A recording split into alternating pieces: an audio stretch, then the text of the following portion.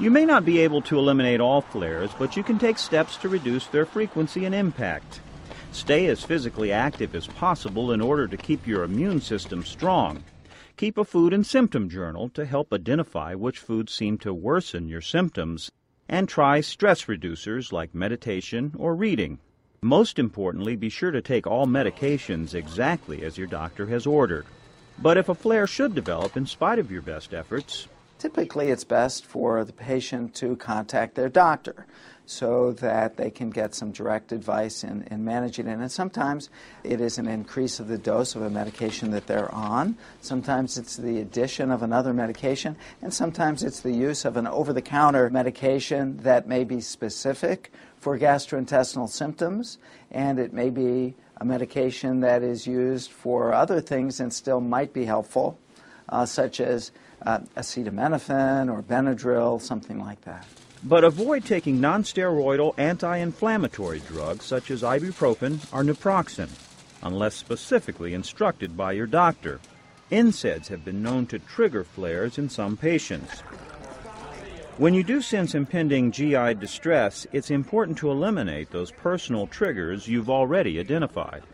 When my symptoms are active and in a flare, the things I do typically avoid food-wise are caffeine and other stimulants, particularly coffee. It seems to aggravate my symptoms more than most other things, and things that are very high in cellulose or roughage. So, green leafy vegetables are sometimes more problematic, or very fibrous things like skins of fruit, hard fruit, and things like that. Another key while flaring is to take in an adequate amount of fluids that won't worsen your symptoms. Water may not always be the best choice. When you're not having acute diarrhea, water is a great source of hydration. But when you're having acute diarrhea, sometimes we have to have what is called isotonic beverages.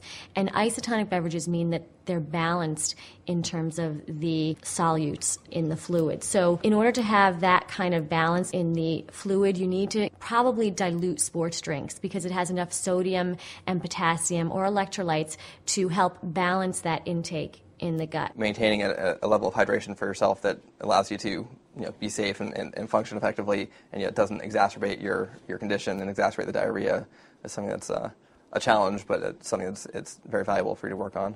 Equally valuable, learning to pay attention to your body's signals, a key to taking countermeasures at the first sign of trouble.